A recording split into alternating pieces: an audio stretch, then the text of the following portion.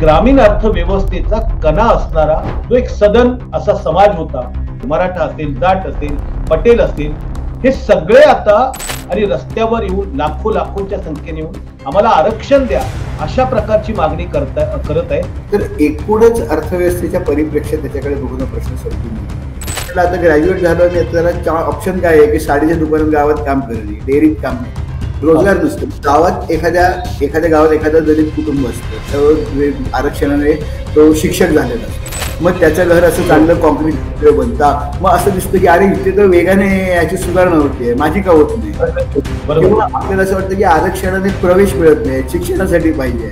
तर या सगळ्या स्पर्धांच्या भानगडीमध्ये हे सगळ्या मागण्या आरक्षणात तयार होतात. नमस्कार, मॅक्स महाराष्ट्रमध्ये आपलं स्वागत आहे. मी आहे किरण सोनावणे. आजचा संवाद सुरू करण्याच्या पूर्वी मॅक्स महाराष्ट्राच्या सर्व चाहत्यांना एक विनंती आहे की राजकीय हुद्दागिरी असेल किंवा त्या संदर्भातले वाद असेल, चित्रपटातल्या संदर्भातले काही संवाद असतील किंवा एकूणच जातीय धार्मिक संदर्भातले काही व्हिडिओ असतील, त्यात तुम्ही पाहता आणि त्याला प्रतिसाद देता. पण आजचा जो संवाद आहे हा देशाच्या मूलभूत प्रश्नांशी संबंधित आहे. त्यामुळे हा व्हिडिओ तुम्ही संपूर्णतः शेवटपर्यंत पाहावा अशी माझी तुम्हाला विनंती आहे. याचं कारण असं आहे की आपण मॅक्स महाराष्ट्रवरती वेगवेगळ्या पद्धतीचे तज्ज्ञ, विचारवंत, अभ्यासक बोलवत असतो. त्या अभ्यासकांचा आयुष्यातल्या संदर्भ आयुष्यभर अभ्यास केल्यानंतर त्यांचे काही विचार असतात, त्यातनं देशाला आणि जे बघत असतात त्यांना वेगळ्या प्रकारची दृष्टी मिळण्याची शक्यता असते. त्यामुळे कृपया तुम्हाला ही विनंती आहे की हा व्हिडिओ जो आहे किंवा हा जो संवाद आहे हा तुम्ही शेवटपर्यंत पहा. आजचा आपला जो संवाद आहे तो एकूणच देशातल्या आर्थिक परिस्थितीच्या संदर्भात आहे आणि आपल्या सोबत आता ज्येष्ठ अर्थतज्ञ डॉक्टर नीरज हातेकर सर आहेत. हातेकर सर, स्वागत आहे तुमचं मॅक्स महाराष्ट्रमध्ये. नमस्कार, स्वागत. चर्चेला सुरुवात करण्याच्या आधी आपण एक म्हणजे की आपण ज्यावेळेस स्वातंत्र्य मिळालं तेव्हा देश हा आपला आपण एक म्हणजे कल्याणकारी राज्याची संकल्पना मांडली होती आणि कल्याणकारी राज्यामध्ये आपण प्रगतीच्या याच्यामध्ये जे काही वर्ग सक्षम नव्हते, जे खालच्या थरात होते, अंडर प्रिव्हिलेज होते, अशा लोकांना काही सवलती देऊन त्यांना आपण मूळ प्रभावामध्ये आणण्याची प्रयत्न करत होतो. तशा पद्धतीच्या काही सवलती असतील वेगवेगळ्या स्तरावरती आपण त्यांना दिल्या होत्या. आज 75 वर्षानंतर आपण त्या सगळ्यांकडे पाहत असताना आपल्याला दिसतंय की देशाच्या प्रगतीमध्ये झाली नाही असं म्हणताय ना, देशाची प्रगती झालेली आहे. त्या वर्गाला आपण सवलती दिल्यातल्या त्यातलाही आपल्याला विकास दिसतोय. पण दुसरीकडे असं दिसतंय की ही ग्रामीण अर्थव्यवस्थेचा कणा असणारा जो एक सदन असा समाज होता देशातल्या वेगवेगळ्या पद्धती, मराठा असेल, जाट असेल, पटेल असेल, हे सगळे आता आरक्षण मागायला सिद्ध झालेले आहेत आणि रस्त्यावर येऊन लाखोंच्या संख्येने येऊन आम्हाला आरक्षण द्या अशा प्रकारची मागणी करत आहेत. आपली नेमकी कशी काय चूक झाली, कारण काय याला? कसं आहे की जे कृषक समाज, परंपरागत जमीनधारक समाज, ग्रामीण व्यवस्थेमध्ये जे परंपरागतरित्या प्रभावशाली होते, ताकदवान होते, असे बरेच समूह आता आरक्षण मागतात. महाराष्ट्रात मराठी तर मागतातच आहेत, पण हरियाणामध्ये जाट मागतायत किंवा गुजरातमध्ये पाटीदार समाज मागतायत. असं का झालं? जे प्रभावशाली समाज होते त्यांची परिस्थिती अशी काय, तर एकूणच अर्थव्यवस्थेच्या परिप्रेक्षात त्याच्याकडे बघून प्रश्न समजून घेतला पाहिजे. पहिल्यांदा आपण शेतीकडे बघू. जे जमीनधारक लोक आहेत, एकतर जमिनीचं तुकडीकरण मोठ्या प्रमाणात झालं. म्हणजे महाराष्ट्रामध्ये आज सरासरी शेतकऱ्याकडे अगदी कमी थोडी शेती आहे आणि मेजॉरिटी त्यातली कोरडवाहू आहे. भारत सरकारचा एक नॅशनल सॅम्पल सर्व्हे ऑर्गनायझेशन म्हणून जी संघटना आहे ती दर 5 वर्षांनी शेतीचा कृषक कुटुंबांचा अभ्यास करते, शेतीवर अवलंबून असलेल्या कुटुंबांचा अभ्यास करते आणि त्याच्यामध्ये या कुटुंबांचं उत्पन्न काय, त्यांचा खर्च किती, असं काय. तर यांची आकडेवारी आपल्याकडे शेवटचा जो स्त्रोत आहे 2019-20ची आकडेवारी, तर महाराष्ट्रातली आकडेवारी बघू. ती आकडेवारी असं दाखवते की कृषी कुटुंबाचं फक्त पिकांचं उत्पादन बघितलं, पिकांपासून मिळणारं निव्वळ उत्पन्न, खर्च वजा जाता आणि त्यात स्वतःचा श्रम वगैरे सुद्धा लावले तर त्यातनं महिन्याला सर्वसाधारण शेतकरी कुटुंबाला 3,997 असे रुपये काहीतरी मिळतात महिन्यावर. 2012ची जर दारिद्र्य रेषा आपण बघितली तेंडुलकर समितीची महाराष्ट्रासाठी, ग्रामीण महाराष्ट्रासाठी किमतीत ऍडजस्ट केली, ती साधारण 6,000 रुपयापर्यंत येते.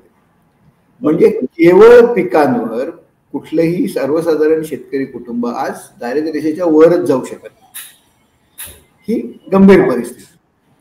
मग उरलेले कुठले स्त्रोत आहेत ज्यातनं पैसे येतात, मग कुटुंब जगतात कशी? तर काही प्रमाणात ते जमिनीचं भाडं असतं अत्यंत अल्प आहे, पशुपालनापासून अत्यंत अल्प आहे. मेजॉरिटी पैसे कुठून येतात तर हे शेती बाहेर काहीतरी इतर कामं करून. बरोबर. म्हणजे कुणाच्या दुसऱ्या शेतावर काम करणे, किंवा चहाच्या दुकानात काम करणे गावामध्ये, किंवा छोट्या साडीच्या दुकानात काम करणे, डेअरीत काम करणे, डिलिव्हरी बॉय, असं करत कुटुंबातलं कोणतरी करतं. तेव्हा कुठे आपल्याला, आणि असं करून सुद्धा किती पैसे मिळतात, तर असं करून महिन्याला त्यांचं उत्पन्न साधारण 10,000 रुपयापर्यंत जातं. ओके. म्हणजे वर्षाला 1.25 लाख रुपयापर्यंत जातं त्यांचं उत्पन्न. आपण ते महागाईचं दर 1.5 लाख म्हटलं तरी महाराष्ट्राचं दरडोई उत्पन्न 2,80,000 जर असेल तर सर्वसाधारण शेतकरी कुटुंब त्याच्या अर्ध. बरं, centre for monitoring Indian economy नावाची जी संस्था आहे, तर 3 महिन्याने हा ग्रामीण महाराष्ट्रातल्या उत्पन्नाचा आणि शहरी आणि ग्रामीण दोन्हीचा अभ्यास करतो. तर याचा आपण मे 23चा शेवटचा रेट आहे. तर मे 23 आणि मे 22ची जर तुलना केली तर या सगळ्या महाराष्ट्राचं, ग्रामीण महाराष्ट्राचं सरासरी उत्पन्न कुटुंबाचं फक्त 2% वाढलंय. फक्त 2%. म्हणजे व्यवस्थेमध्ये एक साचलेपणा आलेला शेतीचं. बरं, मग शेतीबाहेर जे काम करायचं ते कुठे करायचं काम? आता शेतीबाहेर काम केल्याशिवाय शेतीतनं निभाव होत नाही, शेतीच्या बाहेर गेलं पाहिजे ते. तर त्याच्याकडे आकडे बघितले ना ते भयंकर आपल्याला धक्कादायक आकडे. म्हणजे आज महाराष्ट्राची लोकसंख्या साधारण आपण एक 14 कोटी पकडू. हो, आपण असेल ज्या 14 कोटीपैकी साधारण 65% लोक, म्हणजे साधारण एक 7.5-8 कोटी लोक हे 15 ते 59 या वयोगटातले. आपण म्हणतो आपल्याकडे डेमोग्राफिक डिव्हिडंड आहे, काम करणारे लोक भरपूर आहेत. हो, हा आपला एक 8 कोटी झाला. या 8 कोटीमध्ये एक पिरियड सर्वे म्हणून गव्हर्नमेंट सर्वे करतं, त्याच्यामध्ये काम करणारे किंवा काम शोधणारे किती लोक आहेत त्याची आकडेवारी आहे. कारण या 8 कोटीमध्ये सगळेच काही काम करत नाहीत ना, काही गृहिणी असतील, काही असतील. तर एकूण याच्यामध्ये 57% काम करणार. म्हणजे आपण झालो साधारण 4.5 कोटीपर्यंत. हे रफ फिगर सांगतोय, 4.5. बरोबर. या 4.5 कोटीमधले 45% शेतीत आहेत. म्हणजे 2.25 कोटी लोक शेतीच्या बाहेर काम शकतात. याच्यामध्ये मोठ्या आस्थापना ज्यांना आपण म्हणतो की 10 पेक्षा जास्त फॅक्टरी ऍक्ट खाली रजिस्टर, याच्यामध्ये जास्तीत जास्त 20 लाख नोकऱ्या आहेत. या 2.5 कोटी मधल्या 10% सुद्धा नोकऱ्या याच्यामध्ये नाही. आणि त्या सुद्धा ज्या आहेत त्या बहुतेक सगळ्या आता कंत्राटी होत्या. कंपन्यांनी डायरेक्ट रिक्रूट करण्याची संख्या आता वाढत नाहीये. जी काय होती ती कंत्राटी होती. ती जे कंत्राटी नोकरी आहे त्या नोकरीतनं सरासरी महिन्याला 20,000 रुपये मिळतात. उरलेले सगळे लोक आहेत म्हणजे 2.25 कोटी कुठं काम करतात? तर हे लहान अत्यंत लहान आस्थापनांमध्ये काम करतात. म्हणजे सरासरी आस्थापनेची, ग्रामीण महाराष्ट्रातल्या आस्थापनेची कामगार संख्या 1.65 आहे. 2 माणसं सुद्धा नाही त्या आस्थापनेत. म्हणजे पालक आहे, स्वतःच नवरा बायको दुकानात बसलेत, किंवा स्वतः एकच माणूस आहे, स्वतःच काहीतरी गाडी वाढत रस्त्याच्या साईडला भाजी विकतोय, किंवा चहाचं हॉटेल टाकलंय, त्यात 2 माणसं कामाला आहेत. अशा तऱ्हेच्या सगळा आपला रोजगार, 90% रोजगार अशा स्वरूपाचा ग्रामीण महाराष्ट्रात आहे. ओके. यातला 85% पैसे हे हा जो रोजगार आहे, हा हे जे उद्योग आहेत, हे स्वतःच्या पैशाने उभे केले. कुठे संस्थात्मक बँकांची कर्ज वगैरे नाहीये. म्हणजे अत्यंत कमी पैशात, भयंकर कमी भांडवल असलेले, त्यामुळे उत्पादकता कमी असलेले लहान रोजगार. आता ह्याच्यातून उत्पन्न किती मिळतं? तर महिन्याला 12,000 ते 13,000 मिळतं असा डेटा दाखवतो मॅक्सिमम. ओके. त्यामुळे एक साचलेपणा जो आहे की रोजगार. दुसरीकडे मुलं शिकतायत. शिकण्याचं प्रमाण म्हणजे आपला नॅशनल फॅमिली हेल्थ सर्व्हे नावाची जी आकडेवारी असते ती दर 5 वर्षांनी होते. त्यात कुटुंबातल्या शिक्षणाचं प्रमाण सुद्धा बघतो. तर आम्ही एक साधेच हिशेब काढला की समजा ऍडल्ट मुलगा असेल शिकलेला, पूर्ण शिक्षण पूर्ण झालं, आणि वडील असतील, ओके, त्याच्या शिक्षणातला फरक किती आहे? म्हणजे पिढ्यानपिढ्या एका पिढीपासून दुसऱ्या पिढीकडे किती शिक्षणाचं प्रमाण वाढलंय? असंच पुरुषांचंही केलं आणि महिलांचंही केलं. म्हणजे सुनेचं शिक्षण आणि सासूचं शिक्षण याच्यामध्ये फरक किती आहे? तर आम्हाला दिसतं की सर्वात जास्त फरक महाराष्ट्रात गेल्या पिढीमध्ये कुठे झालाय? मराठवाड्यात झालाय, विदर्भात झालाय, गडचिरोलीमध्ये झालाय. आणि सगळ्यात कमी फरक हा आपल्या पश्चिम महाराष्ट्र, पुणे, कारण ऑलरेडी शिक्षणाचं प्रमाण जास्त होतं, त्यामुळे एवढा पिढ्या फरक पडला नाही. पण मराठवाड्यात परिस्थिती त्यामुळे अशी आहे की वडील अशिक्षित आहे, मुलगा ग्रॅज्युएट झालाय.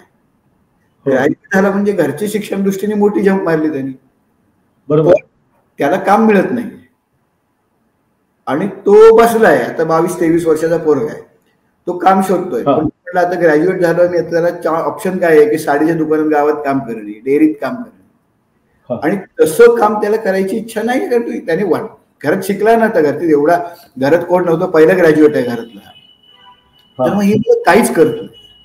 आणि त्यामुळे अडचण अशी होते, म्हणजे आमच्या नॅशनल सॅम्पल सर्व्हे ऑर्गनायझेशनचा एम्प्लॉयमेंट अनएम्प्लॉयमेंट सर्व्हे असतो भारतभरचा, त्यामध्ये अशी जर मुलं शोधली की जी शिकत नाहीयेत, जी ट्रेनिंग नाहीयेत, प्रशिक्षण नाही कुठलं घेत, नोकरीत पण नाहीये, काहीच करत नाहीत, अशी 20 ते 30 वयोगटातली 42% मुलं सर अशी आहेत.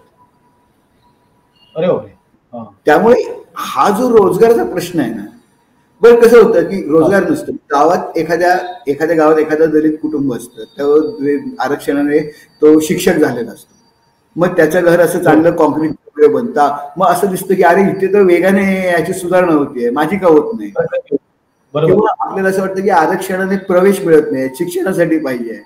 तर या सगळ्या स्पर्धांच्या भानगडीमध्ये हे सगळ्या मागण्या आरक्षणाने तयार होत आहेत. पण त्याचं मूळ रोजगार निर्माण न होणे आणि शेतीत साचलेपण आहे ग्रामीण व्यवस्थेत, त्याच्यामध्ये. तुम्ही आता ही वस्तुस्थिती सांगितली की हा जो सदन वर्ग आहे त्याचं कारण म्हणजे महत्वाचं म्हणजे मोठ्या प्रमाणात बेरोजगारी हे कारण तुम्ही सांगितलं, आणि रोजगार निर्मितीमध्ये आपण अपयशी ठरलेलं त्यांच्या तुलनेने. तर याचं म्हणजे नेमकं याला कारण काय आहे की याला जे आपण म्हणजे 1919 मध्ये आपण जे हे घेतलं म्हणजे 90-91 मध्ये खाऊजा धोरण जे घेतलं, खाजगीकरण, उदारीकरण आणि जागतिकीकरणाचं धोरण घेतलं, ते आपल्याला पेललं गेलं नाही का, किंवा आपण त्याच्यामध्ये वाहत गेलो आणि आपल्याला जगातल्या याच्यावरती जगातल्या बलाढ्य लोकांनी किंवा बलाढ्य जे देश होते त्यांनी आपल्याला मामा बनवलं, आपल्याला गिराईक बनवलं, काय नेमकं? नाही, कसं झालं माहितीये का सर, ते की आपल्याकडे जे खाऊजा धोरण आलं, खाजगीकरण, उदारीकरण आणि जागतिकीकरण, हे धोरण आलं म्हणजे काय, तर हे धोरण आपल्याकडे बऱ्याच प्रमाणात खूप वरच्या पातळीवरनं आणलं गेलं. म्हणजे मुळात आपल्याकडे धोरण आलं म्हणजे कायदे बदलले गेले वरच्या पातळीवर. म्हणजे उदाहरणार्थ इंडस्ट्रियल पॉलिसी रेझोल्युशन 1956 होतं, MRTP ऍक्ट काढण्यात आला, किंवा आपलं चलनाचं आपल्याला डिव्हॅल्युएशन करण्यात आलं. हे वर्ण गोष्टी झाल्या, नियम करून झाले, बरोबर.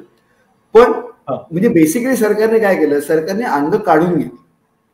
पण इतर देशांमध्ये आपल्या सारखे जे देश होते, उदाहरणार्थ चीन होते किंवा व्हिएटनाम, तर या देशांनी किंवा साऊथ कोरिया, हे साधारण 50-60च्या दशकामध्ये आपल्याच लेवलचे देश होते आर्थिकदृष्ट्या, बरोबर.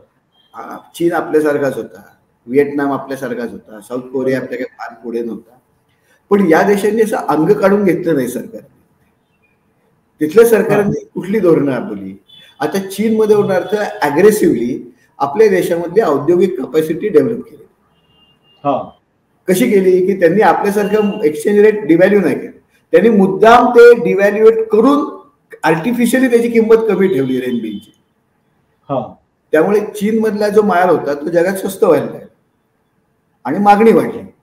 त्याचबरोबर त्यांनी मोठ्या प्रमाणात जे त्यांच्याकडे कमी स्वस्त श्रम होते, त्याला लक्षात आलं की आपल्याला अमेरिकेमध्ये, इंग्लंडमध्ये ज्या महाग श्रम आहेत त्यांच्या तुलनेत आपण स्वस्त श्रमात बऱ्याच वस्तू बाजारात पुरवू शकतो, म्हणून आंतरराष्ट्रीय बाजारपेठा त्यांनी कमी श्रमाच्या एक्सपोर्ट्सने कॅप्चर केल्या. आणि त्याचबरोबर तिसरी गोष्ट त्यांनी अशी केली की मोठ्या प्रमाणात शिक्षण आणि आरोग्यात गुंतवणूक केली. म्हणजे मला आठवत आहे साधारण 1980च्या आसपास जगातल्या 100 विद्यापीठात एकही चीनी विद्यापीठ नव्हतं. आज जगातल्या 100 विद्यापीठात चीनमधली 7 विद्यापीठ आहेत. भारतातल्या पहिल्या 200 विद्यापीठात एकही विद्यापीठ नाही. त्यामुळे त्यांनी सर्वसामान्य कामगारांची गुणवत्ता वाढवली. आज व्हिएतनामचं राष्ट्रीय उत्पन्न आपले 1.5 पट आहे दरडोई, बरोबर. आणि व्हिएतनाम मधल्या शाळा या जागतिक दर्जाच्या शाळा आहेत. म्हणजे इकॉनॉमिक्सने लेख लिहिलाय, त्यातली मुलं व्हिएतनाम मधल्या शाळेतली फ्रान्स वगैरे मधल्या मुलांना शाळेत भाषेमध्ये, गणितात वगैरे हरवतात युरोपमध्ये, कारण खूप मोठ्या प्रमाणात त्यांनी लोकांमध्ये गुंतवणूक केली.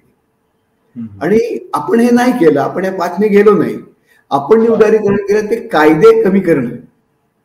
हो, ग्राउंड लेवलचं कामच आपण केलं नाही तिथे. पायाभूत सुविधांमध्ये म्हणा, शिक्षणामध्ये म्हणा, आरोग्यामध्ये म्हणा, मोठ्या प्रमाणात औद्योगिकरण खालनं वर वाढवणे, हे आपण न केल्यामुळे आपल्याकडे ही परिस्थिती आली.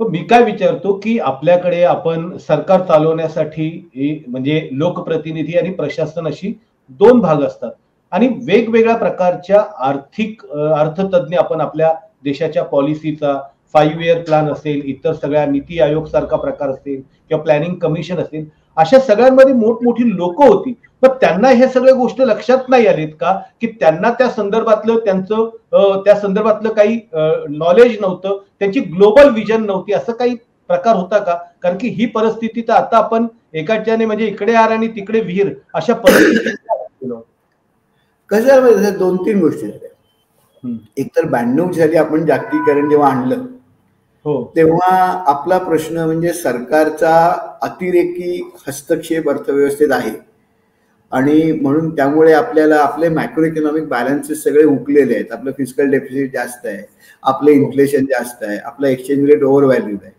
अशा गोष्टींकडे आपण लक्ष, ते खरंही होतं त्यावेळेस. तर ते रिफॉर्म्स आपण केले, त्याला आपण जनरेशन 1 रिफॉर्म्स म्हणतो. पण आपल्याला जे खालनावर म्हणजे शिक्षण व्यवस्थेचा रिफॉर्म होता, आरोग्य व्यवस्थेचा रिफॉर्म होता, हा रिफॉर्म आपण करू नाही शकलो कारण आपल्या देशामध्ये रिफॉर्म करणे जास्त गुंतागुंतीचं. शेवटी काय असतं, इम्पोर्ट लिबरेशन करायचं असेल तर तो एक कायद्यावर बदलला की झालं. शाळांची गुणवत्ता सुधारायची असेल ना तर जमिनीवरचं पॉलिटिक्स करायला लागतं ना खूप. ते गुंतागुंतीचा, माणसांना घेऊन जायचा राजकारण, सगळा प्रकार तिथे. आपल्याकडे ज्यांनी रिफॉर्म्स केले ते टेक्नोक्रॅट होते हो, म्हणजे मनमोहन सिंगजी असतील किंवा मॉन्टेक्सजी असतील, मोठी माणसं आहेत.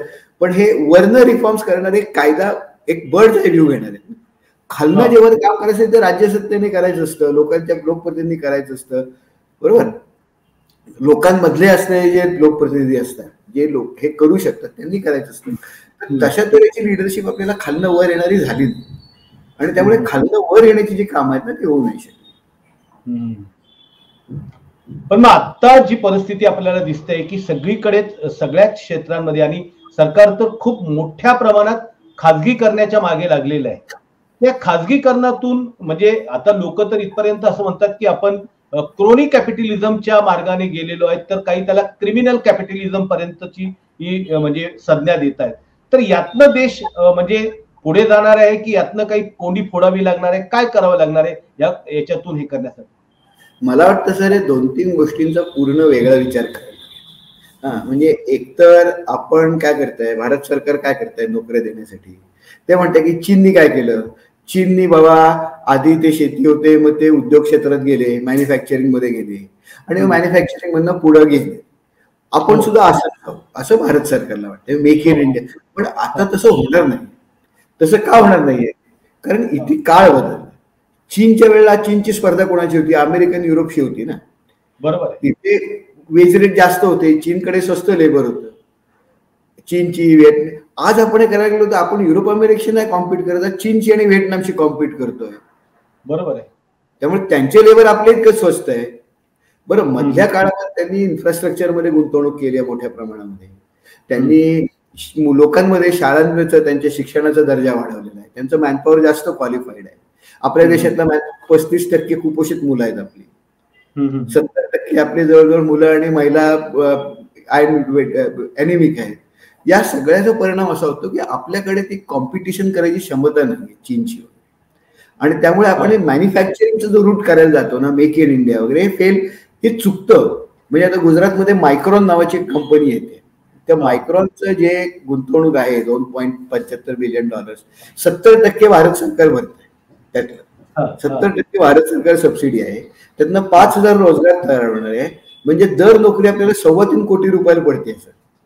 अरे बापरे, 3.25 कोटी रुपयाहून एक रोजगार तयार करायचा, हे सस्टेनेबल आहे का आपल्याकडे एवढ्या मोठ्या प्रमाणावर माणसं असतील तर? बरोबर आहे, नाहीये. किंवा आपल्याकडे आता प्रोडक्शन लिंक्ड इन्सेंटिव्ह स्कीम जी आहे, त्याने आपण काय करतो की भारतात जे मोबाईल फोन बनवतील त्यांना आपण सबसिडी देतो 6%. मग आपण पहिल्यांदा मोबाईल फोनवर टॅक्स वाढवले, म्हणजे परदेशातून येणारे मोबाईल बंद झाले, मग इथे मोबाईल करून आपण एक्सपोर्ट करतोय मोबाईल. आता पण नक्की काय असेंब्ली करतोय ना सगळी. बरोबर आहे. सगळी आपण असेंब्ली लो असेंब्ली करतोय, त्यात व्हॅल्यू ऍडिशन. बरं आता जगात काय झालंय की आता जगात मॅन्युफॅक्चरिंग ऍक्च्युअल मॅन्युफॅक्चरिंगची व्हॅल्यू ऍडिशन एकदम कमी आहे. व्हॅल्यू ऍडिशन कुठे आहे तर मॅन्युफॅक्चरिंगच्या आधीच्या डिझाईन स्टेजमध्ये किंवा मार्केटिंग स्टेज. बरोबर आहे. आयडिएशन मध्ये. म्हणजे फॉक्सकॉन ही कंपनी आज जी चिप्स बनवते याच्यासाठी, असेंब्ली करते आयफोनसाठी, त्यांचं मार्केट व्हॅल्युएशन 50 बिलियन आहे, पण ऍपलचं 3 ट्रिलियन आहे ना, 60 पट आहे त्यांच्याकडे. ऍपल काहीच करतं, फक्त संकल्पना करते. बरोबर आहे.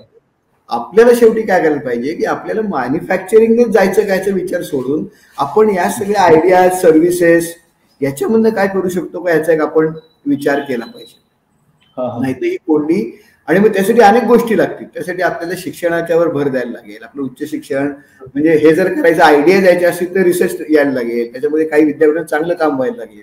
पण शाळा सोडल्याशिवाय विद्यापीठात जाणार नाही, हा एक भाग. दुसरा, खाजगीकरणाचं मला वाटतं चुकतोय. कारण अर्थशास्त्र काय मानतं, खाजगीकरण कुठे करायचं की जिथे सरकार असण्याचं काही कारण नाही. उदाहरणार्थ 5 स्टार हॉटेल सरकारने चालवण्याचं काही काम नाही. ते 5 स्टार हॉटेल सरकारचे असतील ते खाजगीकरण करावं. एअरलाईन्स सरकारने चालवत नाहीत, पण आरोग्य सुविधा आहे, बेसिक आरोग्य सुविधा आहे, प्राथमिक शिक्षण आहे, लॉ अँड ऑर्डर आहे, या ठिकाणी सरकारने आवश्यक आहे. आणि इथे आपल्याकडे आज माणसं खूप कमी आहेत. म्हणजे लोअर ज्युडिशियरी आपली बघितली, त्याचा माणसं कमी असल्यामुळे केसेसचा एवढा बॅकलॉग तुंबलेला आहे तिथे. माणसं कमी आहेत. लॉ अँड ऑर्डर काय खाजगीकरण करून चालत नाही. प्रायव्हेट कंपनीला कॉन्ट्रॅक्ट देऊ शकत नाही ना की तुम्ही तुमचे हे लावा म्हणून, तुम्ही तुमचे न्यायाधीश जिल्हा सत्र न्यायाधीश वगैरे. आपल्याला ते सरकारलाच करायला लागणार. किंवा पोलीस आहेत, सरकारलाच करायला लागणार. नर्सेस नाहीच आहेत आपल्याकडे. आज आपली 35% मुलं कुपोषित आहेत. मोठ्या प्रमाणात स्कोप आहे तिथे काम करायचं. सरकार काय करतंय, आपल्याकडे होतंय काय सर की आपण भारताला आम्ही आता फ्लेलिंग स्टेट म्हणतो अर्थशास्त्र. फ्लेलिंग स्टेट म्हणजे हा ऍक्च्युअली वर्ल्ड बँकेचाच टर्म आहे. ते म्हणतात की भारत सरकार असं आहे की वरच्या पातळीवर एकदम शक्तिशाली आहे, मेंदू भयंकर ताकदवान आहे. म्हणजे IAS ऑफिसर भयंकर, मंत्रालयात secretary, principal secretary, additional chief secretary भयंकर केपेबल माणसं असतात. पण जसं जसं आपण खाली येत जातो ना, तशी तशी खाली आपली प्रशासकीय क्षमता फार रसा तळत जाते. म्हणजे आपण चंद्रावर यान पाठवू शकतो, पण आपण वाई तालुक्यातल्या आमच्या रस्त्यातले खड्डे नाही बुजवू शकत, किंवा वाशिवलीला नळ जोडणी नाही देऊ शकत, किंवा ज्याला हवं त्याला रेशन कार्ड आवश्यक आहे त्याला देऊ शकत नाही. कारण खाली जसं येतो तशी आपली क्षमता अगदीच जाते. ही जर जात असेल तर ह्याच्यात कारण काय, एक तर माणसं कमी आहेत, माणसं असायला पाहिजे, त्यांची क्षमता वृद्धी करायला पाहिजे. हेच जर आपण करत नाही, म्हणजे याचं उदाहरण किती वाईट गोष्टी होतात तुम्हाला सांगतो. उदाहरणार्थ आपल्या राष्ट्रीय उत्पन्नाचा एस्टिमेट जो काढतात ना, त्यासाठी इकॉनॉमिक सेन्सस आवश्यक असतो दर 5 वर्षांनी. बरोबर आहे. इकॉनॉमिक सेन्सस काय करतो की प्रत्येका गावात, प्रत्येका लहान खेड्या पाड्यात काय उद्योग आहेत, त्या उद्योगात किती माणसं काम करतात, आणि मग हा सगळ्यात जी माहिती मिळते ती राष्ट्रीय उत्पन्नाच्या आकडेवारी काढण्याचा. आपलं शेवटचं इकॉनॉमिक सेन्सस 14-15 साली झाला. त्याच्यानंतर 5 वर्ष एवढं आवश्यक होतं. तो जो केला तो खाजगीकरण करून गेला. कारण आमच्याकडे राज्य सरकारचे जे डिरेक्टर इकॉनॉमिक स्टॅटिस्टिक्स आहेत त्यांच्याकडे माणसं चांगली नाहीत म्हणून आम्ही खाजगीकरण करून देणार. तो डेटा इतकं बेकार होता की तो सगळा स्क्रॅप केला. त्यामुळे आपल्याकडे राष्ट्रीय उत्पन्नाचे जे आपले एस्टिमेट्स आहेत ते 13-14 सर्व्हेवर सुरू आहे. खरं काय करायला पाहिजे की जर माणसं चांगली असतील त्यांची क्षमता वृद्धी करा ना, त्यांच्या पुढे काय अडचणी त्या सोडवा, त्यांची कामं सोपी करा, नसतील तिथे जास्त माणसं द्या. तर मला वाटतं या महत्वाच्या बाबींमध्ये मोठ्या प्रमाणात आज आपल्याला जर पब्लिक सेक्टर एम्प्लॉईज दरडोई किती आहेत हे जर बघितलं आपण जागतिक पातळीवर, तर भारतात 3.8% आहे. 100 माणसांमागे 3.8 पब्लिक सेक्टर एम्प्लॉई. आणि पब्लिक सेक्टर कसे मोजायचे तर भारत सरकारच्या म्हणजे सरकारच्या कंट्रोलमध्ये असलेले सगळ्या ऍक्टिव्हिटी, म्हणजे यात सगळे कॉन्ट्रॅक्च्युअल आले, अंगणवाडी सगळे आले, सफाई कामगार आले, सगळे असे 100 मागे 3.8 आहे. आपल्यापेक्षा फक्त बांगलादेशमध्ये 3.1. डेव्हलप कंट्रीजमध्ये 20, इस्रायलमध्ये 19 आहे. आपल्याला जर डेव्हलपिंग कंट्रीज जायचं असेल किमान 7-8 करायचं तर आपल्याला ऍक्च्युली पब्लिक सेक्टर एम्प्लॉईची संख्या क्रिटिकल एरियामध्ये डबल तरी घेतली. खाजगीकरणाच्या आपण कसं करतो की आपली खाली कामं होत नाहीत ना, सरकारने जी क्षमता नाही खालच्या लेवलला काम करायची, आम्हाला मुंबई म्युन्सिपल कॉर्पोरेशनचे आमचे जे सफाई कर्मचारी आहेत ते काम त्यांच्याकडनं काम करून आम्ही घेऊ शकत नाही, मग ते सगळं आउटसोर्स करून टाका असं होतं. सरकारची क्षमता नाही म्हणून आपण आउटसोर्स करतो, पण हे एक दुष्टचक्र तयार होतं. ते माणसं नेमली पाहिजे, त्यांची क्षमता वृद्धी केली पाहिजे, त्यांना व्यवस्थित प्रशिक्षण केलं पाहिजे, त्यांच्या पुढच्या अडचणी काय त्या बघितल्या पाहिजेत. अशी सगळी वर्णखाली प्रशासकीय यंत्रणा बांधून आपण सर्वसाधारण गोष्टी जर डिलिव्हर केल्या, त्यांना आरोग्य गोष्टी डिलिव्हर होतील, शिक्षणाचं आपल्याला व्यवस्थित डिलिव्हर करता येईल. भले पगार त्यांचं बघा ना, म्हणजे तुम्हाला जर अडचण पगारांची पेन्शनची तर पगार रॅशनलाइज करा, ते राजकीय काम आहे. ते म्हणजे आज तुम्ही प्राध्यापकांना 1-1.5 लाख रुपये पगार देताय आणि त्यामुळे प्राध्यापक भरती करत नाही. दुसरीकडे 40-50 हजार रुपये तुम्हाला चांगले कायमस्वरूपी शिक्षक मिळू शकतील. आता तुम्ही 10-12 हजार रुपयावर टेम्पररी लोक नेमताय. पण तरुणांची तशी मानसिकता तयार करून तशा तऱ्हेचे स्ट्रक्चर उभे करणे हे खरं तर राजकीय काम आहे आणि हे राजकीय नेतृत्वाने हा अत्यंत ऐतिहासिक काम आहे त्यांचं. अशा तऱ्हेची कॉन्स्टिट्युन्सी तयार करून तशा तऱ्हेचे मॅनपॉवर भरून घेणे हे म्हणजे खाजगीकरण म्हणून खाजगीकरण इथे होता कामा नये. इथलं खाजगीकरण नुकसानदायक आहे. पण दुसरा यातनं सर असा एक प्रश्न समोर येतो आहे की आता जे म्हणजे सरकार आहे ते प्रत्येकाच्या खात्यामध्ये पैसे टाकतंय एक गोष्ट आणि प्रत्येकाला धान्य सुद्धा देत आहे. तर हा असा प्रकार आहे का एक प्रकारे म्हणजे आपली स्वतःची असणारी देशाची जी खरी स्थिती आहे ती बाहेर येऊ नये, लोकांचा विद्रोह बाहेर येऊ नये म्हणून तात्पुरतं त्यांना काहीतरी जगण्यासाठी व्हायबल असावं, त्यांना जगण्यापुरतं त्यांचं राहावं, म्हणजे त्यांनी रस्त्यावर येऊन विद्रोह करू नये याच्यासाठी ही सगळी कसरत चालू आहे का? जर समजा हे 5 किलो अन्न लोकांच्या खात्यामध्ये 1000 रुपये 1500 रुपये 2000 रुपये टाकणं बंद केलं तर उद्या लोक हा सगळा जो डॉलर आहे देशाचा हा म्हणजे उद्ध्वस्त करून टाकतील किंवा त्याला त्रास देतील, त्याच्या मागची ही आहे का?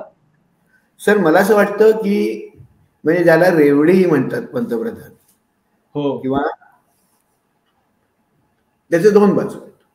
एक तर आहे ही जे जेन्युइनली आत्यंतिक गरजू आहेत, म्हणजे असे गरजू असतात ज्यांना मी पॉवर्टी ट्रॅप म्हणतो की त्यांची परिस्थिती एवढी खराब असते की ते स्वतः किती मेहनत केली तरी त्यातनं बाहेरच पडू शकत. बरोबर, खरंच गरीब परिस्थिती असते. मग त्यांना कोण बँक कर्ज देत नाही, त्यांच्याकडे काही असेट्स नसतात, ते कुपोषित असतात है ना. तर अशा लोकांना नक्कीच आपल्याला शासकीय सपोर्टची आवश्यकता आहे. त्याशिवाय ते कारण शासनाची जबाबदारी पण आहे की जर दिवसाला 10-12 तास खड्डे खोडून रस्त्याच्या साईडला जर मी पोटापुरतं खाऊही शकत नसेल किंवा माझ्या मुलांना बऱ्यापैकी शाळेत घालत नसेल तर ही शासनाची जबाबदारी. त्यामुळे एक बेसिक काम शासनाने केलंच पाहिजे. शासनाचं काम आरोग्य सुविधा, शिक्षण, बेसिक ज्यांना असे अडकलेले आहेत त्यांना काहीतरी पोटासाठी व्यवस्थित मिळावं हे. पण दुसरीकडे कसं आहे की त्याच्या वर जेव्हा आपण काहीतरी देतो तेव्हा ती राजकीय लाचलुचपतगिरी असते.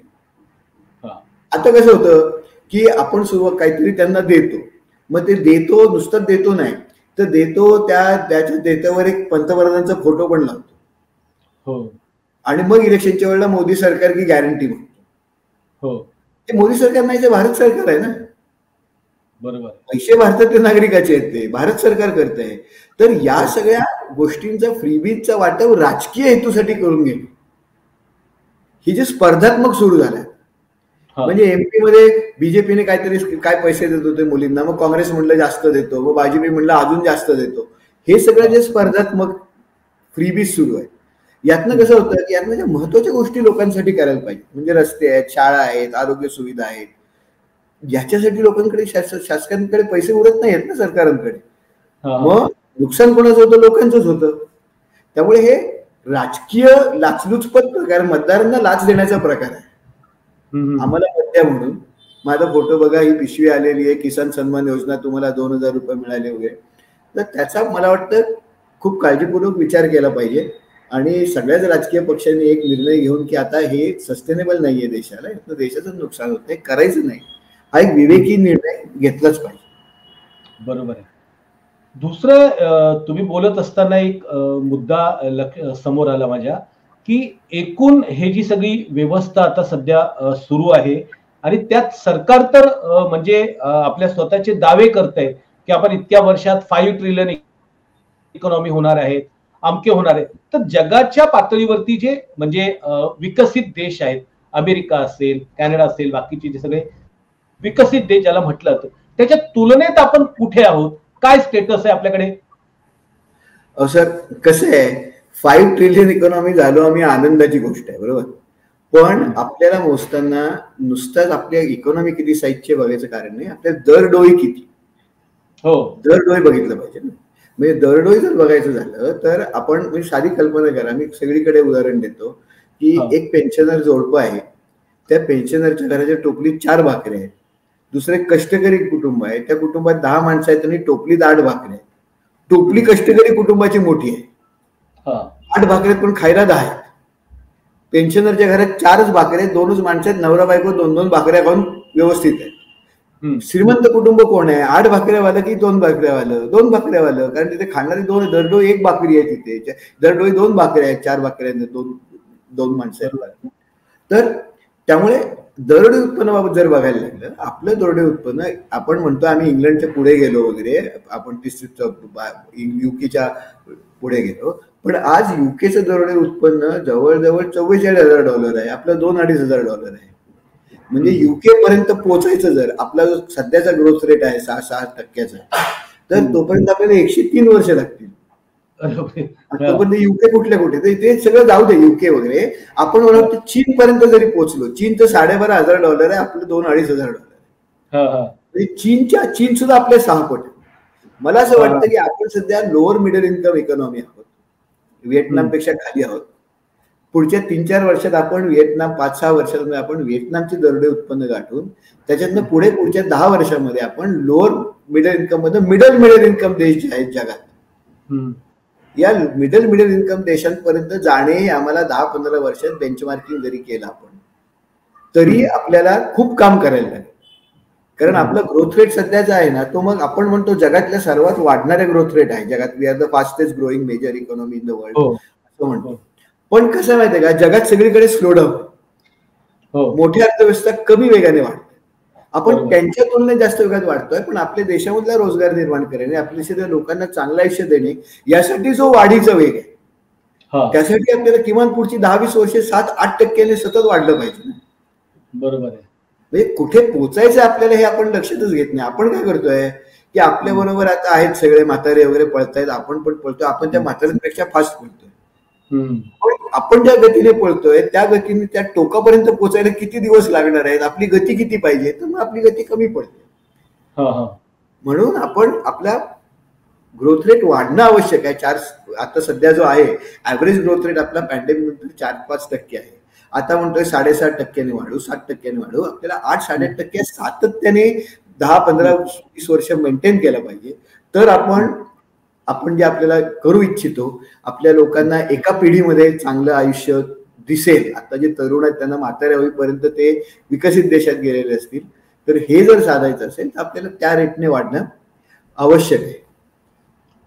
तुम्ही एवढा मोठा रेट सांगताहेत की जर समजा साधा आपल्याला व्हिएतनाम किंवा चीनच्या जवळपास पोहोचायचं असेल तर मला एक सांगा की आपल्या देशातले ब्राईट पॉइंट्स काय आणि मायनस पॉइंट काय, की ज्याच्यामध्ये सरकारने, तुम्ही शिक्षणाचा एक मुद्दा मांडला की जास्तीत जास्त स्किल लेबर, जास्तीत जास्त शिक्षण जर समजा आपण वाढवलं, त्याचा दर्जा वाढवला आणि त्या संदर्भातल्या सोयी सुविधा अगदी ग्रामीण भागापर्यंत पोहोचवल्या, तर तो एक ऍसेट होऊ शकतो. अजून कुठल्या गोष्टी की ज्याच्याकडे आपण खूप गांभीर्याने आणि इमिजिएट, आता म्हणजे जसं पाहिलं तुम्ही ज्या पद्धतीने बोलताय तर असं दिसतंय की जगाच्या तुलनेमध्ये आपण कुठेतरी व्हेंटिलेटर वरतीच आहोत, असं काही आपण खूप खूप खूप हे नाही आहोत. तर कुठल्या गोष्टीकडे आपण लक्ष दिलं पाहिजे? पहिल्यांदा एक तर महत्वाचं आहे की आपल्याला आपल्या मानसिक पातळीवर प्रॉब्लेम आहे हे ऍक्नॉलेज केलं. आमच्याकडे रोजगारचा प्रॉब्लेम आहे, आपला आर्थिक वाढीचा वेग जास्त व्हायला पाहिजे. आपण हे जे मॅन्युफॅक्चरिंग म्हणतोय ते it is not working out, make in India वगैरे नाही होत आहे. PLFS मध्ये पण अगदी साध्या गोष्टी होत आहेत आपल्याकडे. तर पहिल्यांदा प्रॉब्लेम ऍक्नॉलेज केला पाहिजे. प्रॉब्लेम पण ऍक्नॉलेज केला की अर्धा प्रॉब्लेम सुटतो. प्रश्न एकदा कळला की तो सुटण्याचे मार्ग होतो. दुसरी आपली स्ट्रेंथ काय माहितीये का, आपण मॅन्युफॅक्चर, रघुराम राजनने आता एक नुकतंच पुस्तक लिहिलं आहे. ते पुस्तक मला वाटतं महत्वाचं आहे. त्या पुस्तकाचं नाव आहे ब्रेकिंग द मोल्ड.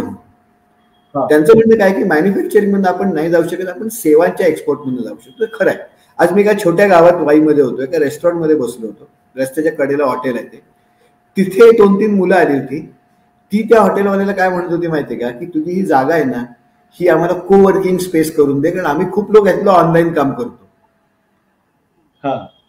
मोठ्या प्रमाणात आपल्याकडे ऑनलाईन सेवांचा जो एक्सपोर्ट आहे अनेक तऱ्हेच्या.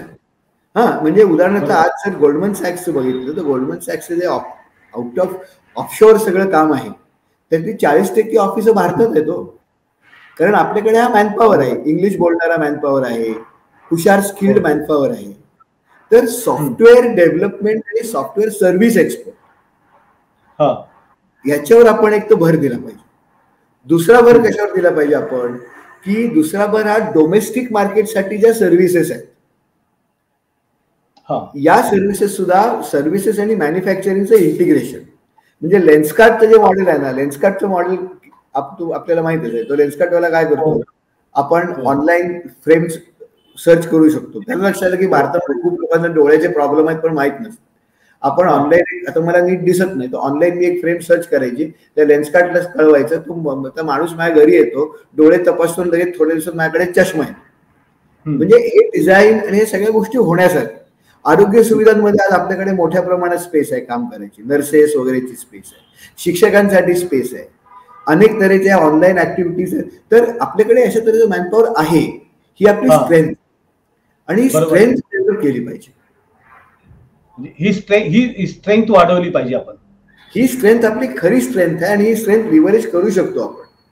त्यासाठी बऱ्याच गोष्टी लागतील. त्यासाठी आपल्याला आरोग्य सुविधा आपल्या स्ट्रेंथन केल्या पाहिजे, शिक्षणाचा दर्जा स्ट्रेंथन केला पाहिजे.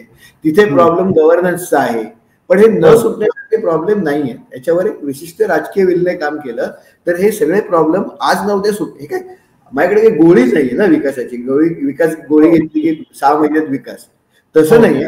पण या सगळ्यावर सिस्टमॅटिकली काम करून पुढे जाऊ शकतो आपण. आणि या शक्यतांवर सगळ्यांवर आपण एक सामूहिक विचार केला पाहिजे. दुसरीकडे 2 प्रश्न माझ्या समोर एक येत आहेत की आता मोठ्या प्रमाणात ऑटोमेशन कडे किंवा AI कडे, आर्टिफिशियल इंटेलिजन्स कडे जग चाललेलं आहे. आणि त्याने काय होणार आहे की खूप सारे जी कामं आहेत ती एक म्हणजे अगदी शेकडो कामं एखाद्या आर्टिफिशियल म्हणजे इंटेलिजन्सच्या माध्यमातून होणार आहे. तर त्यातनं एक बेरोजगारी वाढणार आहे आणि पुढच्या असा जो अंदाज सांगितला जातो की पुढच्या 20 वर्षानंतर आपला देश सुद्धा म्हातारा व्हायला लागणार आहे. म्हणजे हे ओल्ड एज लोकांचा देश म्हणून ओळखला जाणार आहे आणि तो एक खूप मोठा प्रमाण याच्यासाठी. तर आपण याच्यासाठी कितपत तयार आहोत आणि हे जी संकट आहेत दोघंच्या दोघं याला फेस करण्यासाठी आता AI तर येतोच आहे. तुम्ही कितीतरी काय केलं तर जागतिक ज्या पद्धतीचं तंत्रज्ञान आहे ते लोक म्हणजे भांडवलशाही कंपन्या ज्या मोठमोठ्या आहेत किंवा उद्योग आहेत ते वापरणारच. तुम्ही त्यांना काही मनाई करू शकत नाही आणि ओपन मार्केट असल्यामुळे तुम्ही त्यांना बॅनही करू शकत नाही. मग यातनं मार्ग काय की आता जी काही सगळी नवीन मुलं येत आहेत, आता डॉक्टर पाहिलं तर डॉक्टर 25,000 वर काम करतात, MBA वाले 7-8-10 हजारावर काम करतात, सिव्हिल इंजिनियर 9-10 हजारावर काम करतात की ज्यांची अपेक्षा $1,00,000-1.5 लाख रुपयांची होती. मग हे याच्यातनं कसं का बाहेर नाही. म्हणजे काही प्रमाणात जे जॉब्स आहेत जे ऑटोमेटेड होऊ शकतील ते जातील, हे अगदी मान्य. पण दुसरीकडे आपण AI ने काही नवीन जॉब्स तयार पण होत. म्हणजे आमच्या वाई गावामध्ये आज 10 मुलं काय करतात तर AI साठी चित्रांवरती आयडेंटिफिकेशन करतात. आपण जेव्हा तुम्ही उद्या कुठलं काय वापरायला गेलं तर तुम्हाला येतं ना की या चौकटीमध्ये मोटरसायकल असलेल्या चौकटी ओळखा म्हणून. तर हे जे चित्रांचं अनोटेशन आहे कोणतरी बॅकएंडला केल्याशिवाय AI चालत नाही. तर आज आमच्या वाईमध्ये 10 मुलं हेच काम करतात. किंवा हे जे लार्ज लँग्वेज प्रोसेसिंग मॉडेल्स असतात त्यांना बऱ्याच गोष्टींवर ट्रेन करायला लागतात. त्या मॉडेल्सच्या ट्रेनिंगची जी बेसिक डेटाची कामं असतात ती बॅकएंडला आपली मुलं सहज करू शकतात. किंवा उदाहरणार्थ आता टेस्ला सारखी गाडी बघितली तर ती गाडी नाहीच, तो मोबाईल फोनच आहे ना. त्यात डिजिटल पार्ट एवढा आहे की त्यातलं जे सॉफ्टवेअर डेव्हलपमेंट आहे तर ते सॉफ्टवेअर डेव्हलपमेंट आपण त्याच्यामध्ये भाग घेऊ शकतो, ते करू शकतो. उदाहरणार्थ उद्या जर रोबोटिक्स लागले, म्हणजे उद्या जर चॅटबॉट्स लागले मुलांना शिकवायला, हे चॅटबॉट्स डेव्हलप कोण करणार? आपणच करणार ना.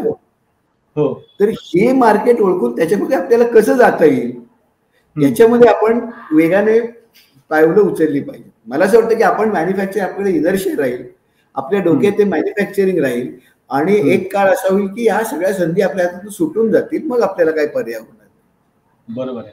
दुसरं एक की देशाच्या संपत्तीचं जे सेंट्रलायझेशन होते असं आकडेवारी सांगते की बाबा म्हणजे 70% जी मालमत्ता आहे ती 10% लोकांकडे आहे आणि मग गरीब आणि श्रीमंताची खाई जी आहे दरी जी आहे ती प्रचंड वाढत चाललेली आहे आणि यातनं मग समजा ही अजून काही प्रमाणात वाढली तर देश अराजकतेकडे जाईल. लोक कुठल्याही पद्धतीचा कायदा सुव्यवस्था देश काही मानणार नाहीये. तर ही जी काय देश अजून पण आणि त्यातनं सरकार काही धडा घ्यायला तयार नाहीये.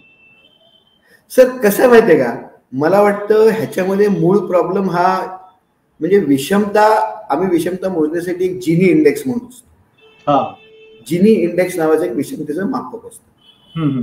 तर हे जर विषमतेचं मापक बघितलं तर दोन गोष्टी आपल्याला भयंकर लक्षात त्या काउंटर इंडिकेटर. एक तर भारतातला जिनी इंडेक्स हा कन्झम्पशन एक्सपेंडिचर मोजला जातो. आपल्याकडे इन्कमचा डेटा नसतो. इन्कमचा डेटा काढणं फार अवघड असतं. कारण कोण शेतकरी असेल रस्त्यावर भाजी विकत असेल त्याला त्याचं ऍक्च्युअली उत्पन्न किती आहे खर्च वजा जाता हे काढणं फार अवघड असतं. त्यामुळे आपल्याला कन्झम्पशन एक्सपेंडिचरचा जो डेटा आहे त्याच्यामध्ये आपल्याला असं दिसतं की जिनी इंडेक्स हा स्टेबल आहे, म्हणजे 0.3, 0.32 अशा स्वरूपाचा आहे. ग्रामीण भारतामध्ये कुटुंबांमध्ये इनइक्वालिटी आहे तर सहसा ग्रामीण भागात जास्त विषमता, शहरी भागात कमी आहे असंही डेटा दाखवतो. कुटुंबांमध्ये म्हणजे फॅमिलीज मध्ये जर बघितलं की हाऊस होल्ड इन्कम मध्ये बघितलं ते कशामुळे होतं, कारण ग्रामीण भारतामध्ये माणसाचा साधारण आर्थिक स्तर, त्याच्याकडे जमीन किती आहे, त्याची जात कुठली आहे, त्याचे राजकीय त्याचे काय संबंध कसे आहे त्याच्यावर असतं. मोबिलिटी सहज कमी असते. उलट शहरी भागांमध्ये मोबिलिटी ही जास्त असते. माणूस स्वतःच्या मेहनतीने कष्टाने पुढे जाऊ शकतो आणि जसं शहरीकरण होत जाईल तसं तशी ही इनइक्वालिटी कमी होत जाईल असं मला वाटतं. तिसरा भाग काय माहितीये का, आपल्याकडे विषमता बघताना जरा आपलं कधी कधी फसगत होते. ती फसगत अशी होते की आपण जेव्हा इन्कम मोजतो म्हणजे सगळ्यात शेवट आता 50,000 रुपये कमवणारा माणूस भारतामध्ये वरच्या 5% सगळे कॉलेजचे प्राध्यापक महाराष्ट्रामधले जे फुल टाइम आहेत ते वरच्या 2-3% बरोबर. 50,000 कमवणारा माणूस खरंच श्रीमंत आहे का भारतामध्ये? शहरामध्ये मुंबईत राहत असेल त्याचा बहुतेक फ्लॅट नसेल, त्याच्या पोराच्या फिया शाळेच्या भयंकर असतील. प्रॉब्लेम आपल्याकडे वरच्या लेवलला खूप माणसं आहेत असं नाही, आपल्याकडे प्रॉब्लेम खालच्या लेवलला लोकांची खालची उत्पन्न वाढत नाही. म्हणून आपल्याकडे विषमता कमी करण्याचा मार्ग खालच्या लोकांना वर आणलं पाहिजे. वरच्या आहेत ना जे 5% दिसत आहो, 50,000 रुपये कमवणारा माणूस वरच्या 5%. त्यामुळे वरचे 5% श्रीमंत आहेत असं नाहीये. प्रॉब्लेम असं आहे की खालचे खूप गरीब आहेत आणि आपल्याकडे महत्वाचा रोल हा खालच्या खूप गरीब लोकांना वर आणणं.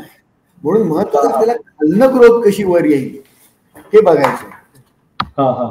हे बघणं आपल्याला अत्यंतिक आवश्यक आहे. आणि शेवटचा प्रश्न बोला बोला बोला. हे करण्यासाठी growth has to come from below. बरोबर आहे. खालून विकासात वर्ण येते, ती वर्ण येते ते चुकते कारण खालपर्यंत झिरपत नाही येते. बरोबर आहे. शेवटच्या प्रश्नाकडे येतो. आता खूप सारे तरुण किंवा हे आपला पाहत असतील तर तरुणांनी नेमकं या संदर्भात किंवा येणाऱ्या ज्या पिढीनी तरुण वगैरे त्यांनी यातनं काय नेमकं कुठल्या सेक्टरमध्ये हे केलं गेलं पाहिजे किंवा कशा पद्धतीनं ह्या परिस्थितीकडे पाहिलं पाहिजे आणि स्वतःचा मार्ग शोधला पाहिजे? हे बघा 3 गोष्टी. आता कायमस्वरूपी नोकऱ्या गेल्याच जातात. फुल टाइम ज्या सरकारी नोकऱ्या असायच्या ना, लागला की रिटायरमेंट पर्यंत त्याला नंतर पेन्शन मिळणार, हा भाग आता संपल्यात जमा आणि एका अर्थाने तो चांगला पडेल. याच्या पुढच्या सगळ्या नोकऱ्या ज्या येतील त्या कंत्राटी स्वरूपाच्याच येतील. माझी सुद्धा नोकरी आझम प्रेमजी विद्यापीठात कंत्राटी स्वरूपाचीच आहे. मला पेन्शन नाही, पगार चांगला आहे पण पेन्शन नाही. तर अशा तऱ्हेच्या नोकऱ्या आता ज्यांना चांगल्या नोकऱ्या आहेत त्यांना स्वतःच स्वतः बघायला. मग काय करायचं, तर आता आपल्याकडे स्किल्स कुठल्या प्रकारच्या पाहिजे, तर या आंतरराष्ट्रीय बाजारपेठांमध्ये सर्व्हिस सेक्टरच्या ज्या स्किल्स आहेत, सर्व्हिसेस आपण कुठल्या करू शकतो, तर त्या उदाहरणार्थ सॉफ्टवेअर आहे, नॉलेज बेस्ड प्रोडक्ट्स आपण विकू शकतो जगात. तर नॉलेज बेस्ड प्रोडक्ट्स कडे आपल्याला कसं शिकता येईल हे आपल्याला बघणं गरजेचं आहे. आणि डोमेस्टिकली आपल्याला संधी लहान लहान ठिकाणी संधी आहे. आता त्या लहान लहान ठिकाणी संधीचे डॉट्स आपल्याला जोडले पाहिजे. तर हे डॉट्स जर शासनाकडनं व्यवस्थित जोडून घेतले तर म्हणजे उदाहरणार्थ आमच्या वाई तालुक्यामध्ये आता स्ट्रॉबेरी होते. बरेच शेतकरी आहे पाचगणीच्या खाली पण म्हणजे वाई तालुक्यात करायला लागले. हो. पण त्यांना ती स्ट्रॉबेरी हैदराबादला विकायची असेल ना तर त्यांना स्टोरेजचा भयंकर प्रॉब्लेम येतो, कारण जाता जाता ती खराब होते. त्यामुळे वाईटनं ट्रक निघतो, तो 6-7 तासात हैदराबादला पोहोचायला लागतो. तर एका माणसाने ती सुरुवात केली, 8 ट्रक होते, त्यातले 7 ट्रक ऍक्सिडेंट मध्ये गेले. तर तिथे गरज काय आहे? तिथे कोल्ड स्टोरेजची गरज आहे किंवा एक व्यवस्थित सप्लाय चेन व्यवस्थित बांधण्याची गरज आहे. बरोबर. आणि हे डॉट्स मात्र सरकारने जोडून घेतले पाहिजे. तर या सगळ्या जोडाजोडी जी आहे आणि त्याप्रमाणे काय करता येईल ह्याच्याबरोबर साध्या तरुणांनी आपल्या संधी ओळखून लोकप्रतिनिधीवर तसा दबाव आणून पायाभूत सुविधा तयार करून घेऊन या दिशेने आपलं राजकारण गेलं पाहिजे. असं जातंय का? पण नाही ना, आपलं राजकारण आता कसं चाललंय, आता आरक्षण कसं झालंय की मराठ्यांना वाटतं की आरक्षण आपला प्रॉब्लेम सुटणार, पण तसं नाहीये. दलितांचाही सुटलेलं नाही, आदिवासींचाही सुटलेलं नाही आरक्षण. म्हणजे आरक्षणाचा प्रॉब्लेम सुटत असेल, सगळे दलित श्रीमंत असते, आज तुम्हाला झोपडपट्ट्यांमध्ये दलित दिसलेच नसते किंवा सफाई कामगार फक्त दलित असतात तेही दिसले नसते. तर प्रश्न सुटत नाहीये. ते आपल्याला एकूण आपल्याकडनंच आपल्या शासनाचं आपल्याला ज्या बेसिक गोष्टी आहेत, शिक्षण आहे, आरोग्य आहे, रोजगार निर्मिती आहे आणि अशा तऱ्हे या दिशेने कशा जातील यांच्यावर आपण विचार केला पाहिजे. आयडेंटिटीजवर जे पॉलिटिक्स चाललंय म्हणजे मराठा ओबीसी हे झिरो सम गेम आहे ना. ओबीसीचं काढून रेषा मराठ्यांना मिळणार नाहीये आणि जर सरकारी नोकऱ्यात नसतील तर तिथे पण उपयोग नाही. काही जण म्हणतात की आम्हाला शिक्षणासाठी आरक्षण हवं आहे, पण मग शिक्षणाचे आरक्षण, शिक्षण स्वस्त करणे, शिक्षणाच्या सुविधा वाढवणे हा त्याला उत्तर आहे ना.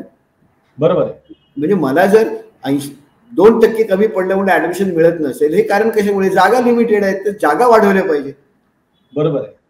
तर या सुविधा आणि हे शासनाला सहज शक्य आहे. त्यामुळे हा फोकस बदलला पाहिजे आपल्याला आणि याचं राजकारण केलं पाहिजे. हे तरुणांनीच करायचं. बरोबर. धन्यवाद हातेकर सर, तुम्ही मॅक्स महाराष्ट्राशी अत्यंत महत्वाच्या आणि देशातल्या एकूणच आर्थिकच्या क्षेत्राशी संबंधित असणाऱ्या प्रश्नांवरती संवाद साधला आणि अत्यंत वेगळ्या प्रकारची माहिती जी तरुणांनी आणि इतर सर्व लोकांनी ऐकली पाहिजे आणि त्या संदर्भातला विचार केला गेला पाहिजे. वास्तविकता आपण नाही त्या गोष्टींना खूप मोठ्या प्रमाणात वेळ देत असतो, पण जगण्यामागण्याशी जो काही निगडीत प्रश्न आहे की असं म्हटलं जातं की सगळी सोंग आणता येतात पण पैशाचं सोंग आणता येत नाही. आणि पैसा निर्मित करायचा असेल तर जसं सरांनी सांगितलं की एक तर तुमच्याकडे नॉलेज असलं पाहिजे, म्हणजे तुम्ही तुमचा देश हा जो आहे खूप मोठ्या प्रमाणात शिक्षित स्किल अशा प्रकारच्या नागरिकांनी असला पाहिजे. दुसरी गोष्ट अशी, तुमची ग्रामीण अर्थव्यवस्था तुमच्या शहरापर्यंतची जी व्यवस्था आहे त्या तिथल्या माणसाला, तिथे शाळा असेल, तिथे बाकीच्या सगळ्या प्रकारच्या सुविधा असतील, त्याला मिळाल्याशिवाय तो त्या पद्धतीनं डेव्हलप होणार नाही. वास्तविकता ह्या सगळ्या महत्वाच्या गोष्टी आहेत, पण एकूणच सरकार या संदर्भात काही येणाऱ्या काळामध्ये पावलं उचलेल का हे आपण येणाऱ्या काळात आपल्याला दिसेल. पण तुमच्यासाठी खास अशा प्रकारचे आम्ही संवाद आयोजित करत असतो. तुम्ही नक्की हातेकर सरांच्या संदर्भातला जो संवाद ऐकलाय, तुम्हाला नेमकं काय वाटतं तुम्ही नक्की कमेंट बॉक्समध्ये लिहा आणि पाहत राहा मॅक्स महाराष्ट्र, आवाज महाराष्ट्राचा. धन्यवाद.